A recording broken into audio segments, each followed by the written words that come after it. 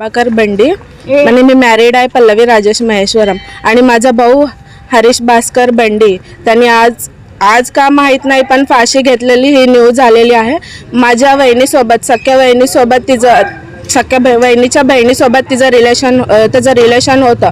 तिचं नाव संध्या यादगिरी अलवाल आणि तिला अटक केल्याशिवाय त्यांच्या वडील यादगिरी अलवाल आणि त्यांची आई, त्याच्या आईचं नाव काय ग, अंबिका अलवाल यांना तिघांना अटक केल्याशिवाय आम्ही आमच्या दादाला इथून घेऊन जाणार नाही।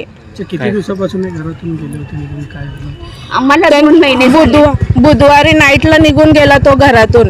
गॅदरिंगला जातं म्हणून गेलाय घरात माझ्या बहिणीच्या मुलाचं गॅदरिंग होतं, तिकडे जाणार म्हणून सांगितलं तो, पण ॲक्च्युली घरात एक सांगितलं आणि त्यांनी गेला दुसरीकडे। आम्ही त्या रात्रीपासूनच शोध लावत आहे पण कुठंच नाही भेटला तो। आम्ही अक्कलकोटला पण फिरून आलो, पूर्ण अक्कलकोट, नाही भेटला तो आम्हाला।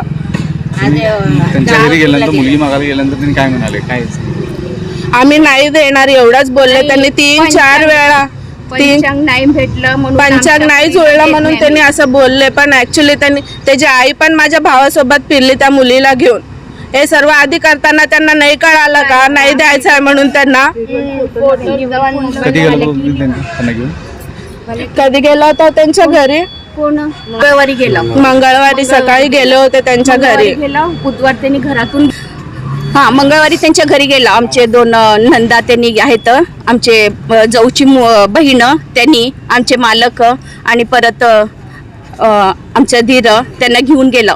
5-6 जण गेलो नीट बसला केलं, पाणी दिलेत नाही घेतलं आम्ही, आम्हाला काही हे नव्हतं, जाऊ दे म्हणून बसला बोलवायला होते ना,